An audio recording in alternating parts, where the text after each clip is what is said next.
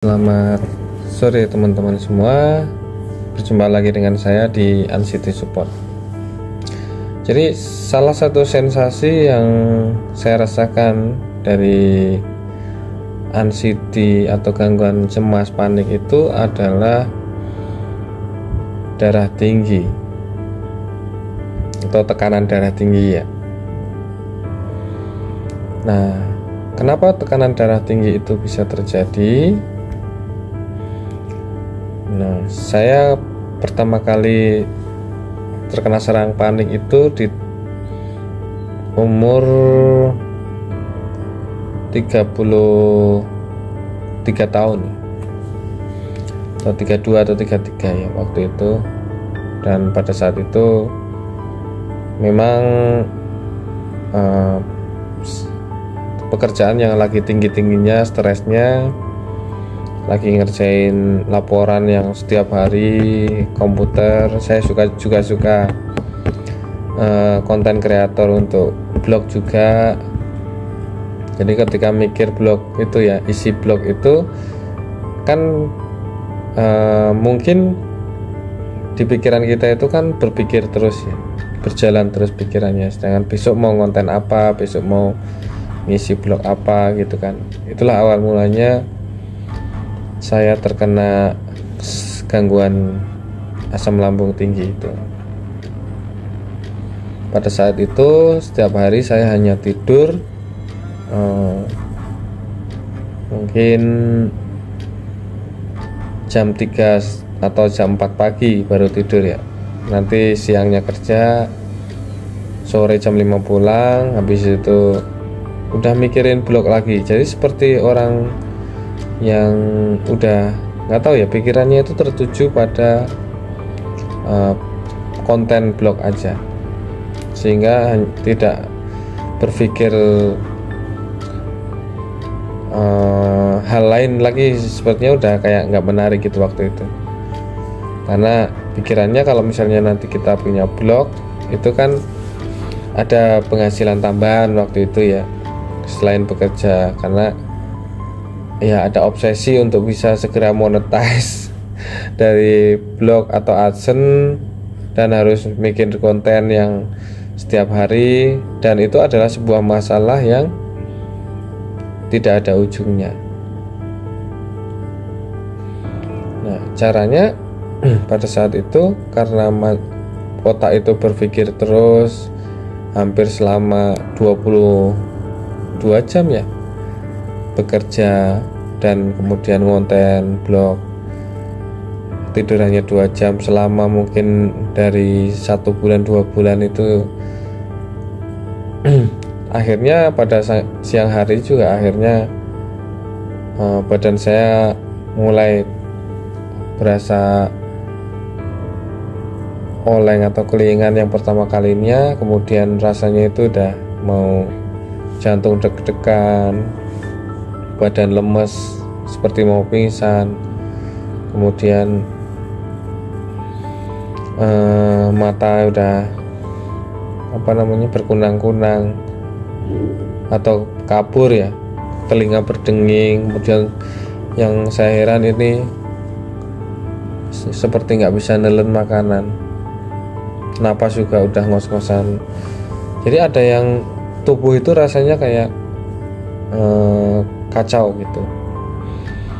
Nah, dari situ pikiran udah mau meninggal gitu ya, atau serangan jantung gitu. Pada saat dicek ke dokter tensi saya tinggi di angka 160. Itu pertama kalinya saya merasakan tensi saya itu bisa segitu. Padahal dulu waktu sebelum sakit itu tensi saya selalu di 110, 120, tidak pernah di angka 160. Jadi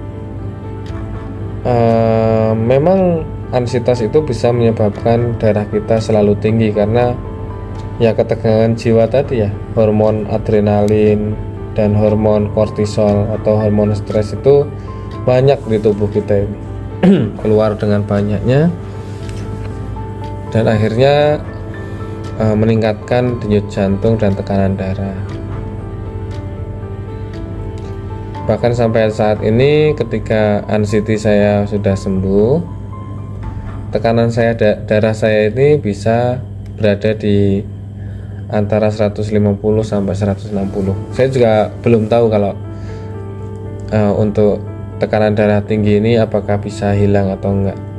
Padahal diri saya sendiri juga sudah mencoba untuk rileks, kemudian untuk mencoba untuk biasa gitu, menjalani hidup juga dengan santai, nggak pernah gerusa-gerusu lagi, atau nggak ada obsesi lagi untuk menjalani atau meraih hal-hal yang misalnya ingin kaya atau ingin harta yang banyak gitu, nggak, hanya ya sudah menjalani hidup dengan kondisi apa adanya.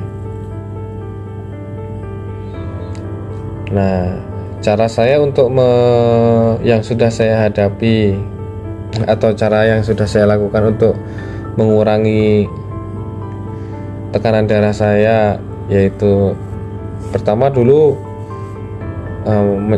dengan tanpa obat ya, saya nggak mau minum obat karena khawatir akan efek samping obat-obatan gitu, yaitu dengan seledri ya, coba seledri direbus kemudian diambil airnya begitu kan, ternyata tidak ada efeknya juga.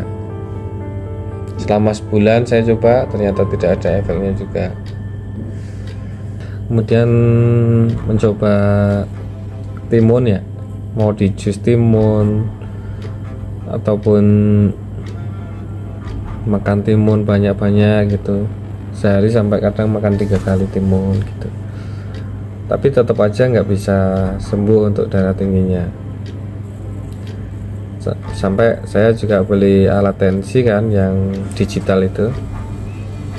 Nah, ketika saya cek alat tensi itu masih di 150 gitu kan, pernya per 100 atau 110 kadang-kadang. Dan kemudian coba yang buah-buahan yang katanya bisa menurunkan darah tinggi seperti semangka merah gitu kan. Nah, coba setiap hari makan semangka, dan ketika dicek juga sama, tidak bisa menurunkan tekanan darah tinggi saya yang saya alami. Nah, kemudian saya saat itu pas berkunjung ke dokter gitu ya, dok, saya bertanya, kenapa tekanan darah tinggi saya itu selalu di angka 150-160? Dan dokter itu menjawab, apa ada faktor keturunan? Ya ada, ibu saya juga tensi darahnya tinggi, tapi saya juga punya riwayat asam lambung tinggi gitu kan, atau gangguan anxiety. Lalu sebaiknya minum obat aja gitu, kata dokter, karena dengan obat itu dia akan melindungi ginjal, kemudian melindungi organ-organ tubuh dari tekanan darah yang sangat tinggi tadi. Mungkin ketika stres atau lagi mikir berat, itu tekanan darahnya bisa naik ke atas, lebih atas lagi, tinggi lagi 160, bisa di 180, dan itu kata dokter sangat berbahaya bagi otak, bisa stroke, bisa pingsan gitu kan.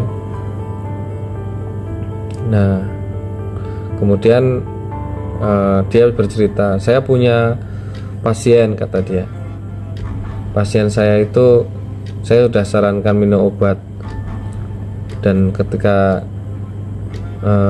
saya sarankan minum obat, tensinya bagus. Kemudian ketika datang ke sini, ke klinik saya ini, tiba-tiba darahnya kok datang itu, mohon maaf ya, itu kok cara bicaranya itu seperti kayak orang stroke, terus jalannya juga ini, kamu kenapa gitu, emang kamu nggak minum obat tensi, kata dia. nggak minum dok. Loh kenapa nggak minum? Kan saya udah nyaranin untuk ini minum seumur hidup kalau obat tensi ini. Ya nggak minum, dipantau terus gitu. Obat tensi ini, tensi darahnya dipantau terus gitu. Ternyata udah stroke duluan kata dokter itu. Itulah pentingnya obat tekanan darah tinggi. Jadi kalau misalnya mau udah pola hidupnya udah dirubah, stresnya udah dikurangi, kemudian anxiety-nya juga udah mereda kata dia. Tapi ada faktor genetik atau faktor dari keturunan juga bisa menyebabkan itu, dan itu nggak bisa dijelaskan kata dia. Kalau udah genetik artinya Anda udah bakat atau memiliki takdir, ya memiliki takdir untuk bisa memiliki tekanan darah tinggi gitu. Dan ya akhirnya dokter itu tetap menyarankan minum obat, dan akhirnya karena udah 160 dokter bilang nanti kalau misalnya ditambah dengan kolesterolnya tinggi, kemudian kadang gula darahnya tinggi, itu tekanan darah Anda pasti akan lebih dari ini gitu. Makanya sebaiknya minum obat dulu untuk menjaga ginjal, menjaga organ tubuh, dan nanti kalau udah mereda juga bisa dilepas katanya. Ya mudah-mudahan nggak sampai seumur hidup gitu kata dokter itu. Ya akhirnya saya putuskan untuk minum obat amlodipin untuk menurunkan darah tinggi. Kenapa? Karena amlodipin itu fungsinya untuk melebarkan pembuluh darah ya, yang misalnya selang itu. Jadi dia untuk melebarkan pembuluh darah. Memang ada perbedaan sih setelah minum amlodipin itu. Jadi ketika nggak minum obat itu rasanya di sini itu sering sakit, kepala belakang sini sering kenceng, terus tengkuk sini emang di sini ya daerah pundak sama tengkuk sini itu rasanya sering kenceng gitu. Nah ketika minum obat mungkin tensinya udah mulai kendor ya, turun di 120, 110. Nah itu tekanan di kepala dan bahu sini udah mulai membaik gitu, mulai nggak ada keluhan-keluhan sering pegel-pegel atau kepala sakit gitu, jarang sekali. Nah untuk memutuskan itu kembali ya kita kembalikan lagi kepada Anda semuanya, apakah perlu minum obat atau enggak. Kalau misalnya ingin menjaga diri atau mungkin tensinya udah 160, 150 dan Anda udah banyak keluhan di kepala, sering capek, sering pusing gara-gara itu, alangkah baiknya Anda mengikuti anjuran dokter untuk minum obat darah tinggi. Ya namanya juga ikhtiar ya, daripada kita pasrah tidak minum obat dan terjadi stroke, siapa yang disalahkan? Padahal dokter itu sudah sekolah, melakukan penelitian selama bertahun-tahun, menciptakan obat tensi darah tinggi itu juga sudah dengan penelitian. Makanya berani melepas, berani berasumsi kalau obat itu digunakan untuk melindungi organ agar organ kita, kepala kita melindungi dari stroke, gagal ginjal, kemudian gangguan-gangguan pembuluh darah lainnya gitu, atau penyakit lainnya. Oke, silakan diputuskan untuk minum obat darah tinggi atau enggak. Yang jelas setelah minum obat darah tinggi, tensi lebih terkontrol dengan baik. Itu aja dari saya, mudah-mudahan bermanfaat. Wassalamualaikum warahmatullahi wabarakatuh.